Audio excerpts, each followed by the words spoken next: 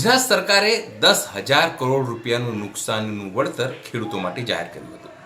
આ ઘટનાને લગભગ 2 થી 3 મહિના થવાયા છે, પણ હજુ સંખ્યાબદ્ધ એવા ખેડૂતો છે જેમના ખાતામાં પૈસા જમા થયા નથી. તેઓ હજુ પણ ઓફિસે દોડી રહ્યા છે અને કઈ રીતે તેમને વળતર મળે તેના માટેના પ્રયત્નો કરી રહ્યા છે.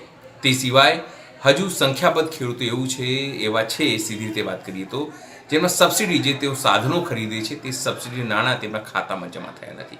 ત્યારે ધોરાજીના ખેડૂત આગેવાન જીતનભાઈ વગાસિયાએ તંત્રને અપીલ કરી છે, નારાજગી વ્યક્ત કરી છે. આવો સાંભળીએ તેઓએ શું કહ્યું હતું. જય જવાન, જય કિસાન, જય જગતાત મિત્રો. મારું નામ જીતેશ વગાસિયા, ગામ મારું ધોરાજી, જિલ્લો રાજકોટ. એક મારા કિસાનોને મારી નમ્ર અપીલ છે, જે મારા કિસાનોને સહાયના પૈસા નથી ખાતામાં પડ્યા, મેસેજ નથી આવતો, આધાર કાર્ડ સેન્ડિંગ નથી થયા, તો એના માટે આપણે બધા સાથે મળીને, જગતા તો સાથે મળીને આ છેલ્લા એન્ડમાં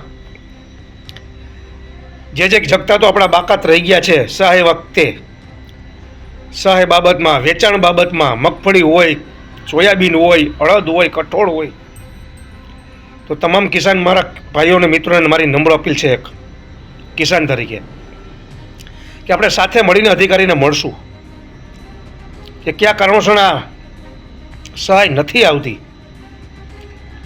છેલ્લા દિવસોમાં ઘણા કિસાનો હેરાન પરેશાનો થઈ રહ્યા છે અને કા સરકારની એવી ચાપલૂસી કે જ્યારથી આ કૃષિ મંત્રીએ જાહેરાત કરી છે જે પેકેજની, આજે એમ પૂછું છું આ ભાજપ સરકારને કિસાન તરીકે કે આ કૃષિ મંત્રીએ એક પણ કેન્દ્ર ઉપર તમારો એમએલએ સ્થળ પર ક્યાં કિસાન લૂંટાઈ રહ્યો છે, કઈ જણસીમાં લૂંટાઈ રહ્યો છે, એક પણ સ્થળની સૌરાષ્ટ્રની અંદર તમારા એમએલએ ક્યાંય પણ મુલાકાત લીધી નથી. આનું કારણ શું છે? આ મિલીભગત નથી તો શું છે? કેમ તમારા એમએલએ સ્થળ ઉપર જતા નથી, ચેકિંગ કરતા નથી, કિસાન કેટલો હેરાન પરેશાન થાય છે? એક વાત મારી બીજી છે મિત્રો, મારા કિસાન ભાઈઓ, કે આ સરકારે જીએસટી 1.25 લાખ કરોડ ઉઘરાવીને જે ભ્રષ્ટાચાર આદર્યો છે, આમ જનતા, આમ પબ્લિક, ગરીબ શોષિત મારા કિસાનો ઉપર, મધ્યમ વર્ગ ઉપર, તો હું એમ કહું છું કે મારા કિસાનોના જે ઓજારો છે, ટ્રેક્ટરો છે, પંપ છે, દાંતેડા છે, પાવડા છે, કોદારી છે, ઘણી વસ્તુઓ છે કિસાનોમાં, ઓરણીઓ છે, રોટાવેટર છે, તો એમાં સબસિડી પાત્રની વાતો કરી છે આ સરકારે. આજ ઘણા કિસાનોની એવી પણ ફરિયાદ છે સબસિડી જમા આવતી નથી, કિસાનોને પૈસા પૂરા દેવા પડે છે. એમાં પણ ભ્રષ્ટાચાર છે કે તમે જે લોકોને કોટો આપો છો, કોઈ પણ જગ્યાએ તમે ઓનલાઈન મારફત તમે કોટો આપતા જશો, સરકારની મારી નમ્ર અપીલ છે. તો આજે કાગળિયા પણ પ્રૂફ સાથે ખેડૂતો પૂરા ડોક્યુમેન્ટ સાથે લઈને બિચારાઓ જગતા તો આપે છે. તો કે હજી સરકારનો કાંઈ મેસેજ નથી આવ્યો, ફલાણાનો મેસેજ નથી આવ્યો, તમારા ખાતામાં કિસાન જાય છે કે ભાઈ મને આજે આ સબસિડી નથી આવી 6 મહિના થયા છતાં. તો આનો મતલબ શું છે? તો કે હમણાં કે કોમ્પ્યુટરમાં કાંઈ ઓલું બતાવે છે, કારણ કે સર્વન ડાઉટ છે. કોઈ પણ કિસાને મોબાઈલ નંબર દેવા છતાં, ચોપડીઓ દેવા છતાં મેસેજ નથી આવતો. આ ક્યાંનો ન્યાય છે? એક મારી બીજી અપીલ છે કે મારા જગતાતોને, જે સરકારે જો એને ભાવ ઘટાડવા જ હોય તો મારા કિસાનોને 24 કલાક વીજળી આપે. પહેલાં તો અમારો પ્રશ્ન એ છે, 24 કલાક વીજળી આપે મારા સૌરાષ્ટ્રને. બહુ મોટી વાતો કરી છે તમે. આજની તારીખમાં આજ તમે ઉદ્યોગોને 24 કલાક અને કિસાનોને 8 કલાકમાં પણ ફાફા પાણીના. આ વ્યાજબી નથી. હું સરકારને આ પ્રશ્ન મારો પૂછી રહ્યો છું એક જગતાજ તરીકે. કૃષિ મંત્રીને મારી બીજી એક ભલામણ છે કે કૃષિ બિલમાં કંઈક રાહત આપે, કંઈક ભાવ ઘટાડે. આ તમે બધું ખાનગીકરણ કરવા નીકળી પડ્યા છો. તમે સરકાર તમારા મળસિયાઓ બધા શું કરવાનું છે મારા કિસાનોને? આ નહીં ચાલે. એક તમને હજી નમ્ર અપીલ છે, તમારી તાલુકાની પંચાયતની ચૂંટણી હોય કે જિલ્લા પંચાયતની આવી રહી છે, 27ને હવે જાજી વાર નથી. પણ અમુક બાબતમાં કહેવાય છે ને મોદી કે તમે જે બહુમતીની વાતો બહુ કરી છે, બાકી તો તમે વેચાતા લઈને લીધા છે. ત્યારે તમારી આ ગુજરાતમાં સરકાર ચાલી રહી છે. જીતુ વાઘાણી, ભૂપેન્દ્ર પટેલ, આજ તમને હું એમ પૂછી રહ્યો છું, જો આટલા વેચાતા તમે વિપક્ષને લીધા હોય, આટલી સહાય મારા કિસાનોને ચૂકવી હોત ને તો તમારી વાહ વાહ થાત, બીજા હજી 10 વર્ષ વયા જાત. આ વ્યાજબી નથી. જીતુ વાઘાણી, મસ્ત મોટી તમે જાહેરાતો કરો છો, અમે કિસાનોને આ ટેકનિકમાં આપશું, અમે ઇઝરાયલ ટેકનિક અપનાવશું. પેલા તમે દામ આપો. તમે ખેડૂતના દીકરા હો ને તો તમે દામ આપો, દામ. ચરસ ગાંજો લાખો ને કરોડોમાં વેચાઈશ. આ 31 આવે છે હમણાં, 31 દારૂ 1000ની બોટલના 2500 રૂપિયાની દારૂની બોટલ વેચા હે. એવાઓને પકડો. અને આજ કિસાનો બોલી રહ્યો છે, કિસાનોને રેલી કાઢવી છે, કિસાનોને આવેદનપત્ર દેવા છે, તો આજ કિસાનોને મંજૂરી નથી આપતા તમે. આ ક્યાંનો ન્યાય છે? ગમે તે હશે, હું ગમે તેનો ભ્રષ્ટાચાર ખુલ્લો પાડીશ. એક મારા કિસાન વતીથી, મારા કિસાન પ્રત્યેથી. જો આ જગતા દુઃખી થયો ને તો તમે ક્યાંયના નથી, એ સમજી લેજો.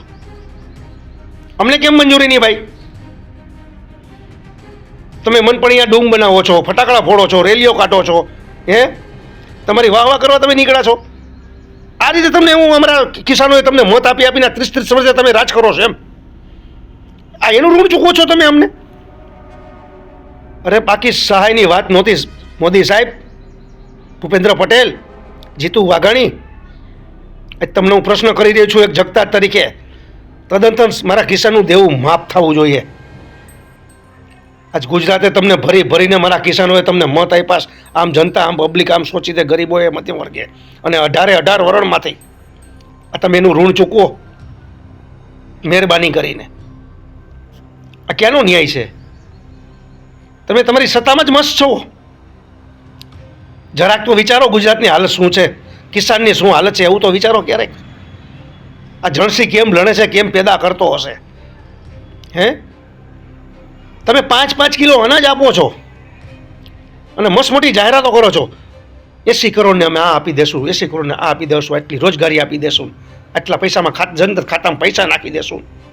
આ તમારા વિચારો છે, આ તમારી બોલી છે, આ તમારી લોલીપોપ છે, આ રેવડી છે. આ ક્યાંનો ન્યાય છે? શું કરે છે મોદી સરકાર? મન કી બાત 128મો હપ્તો.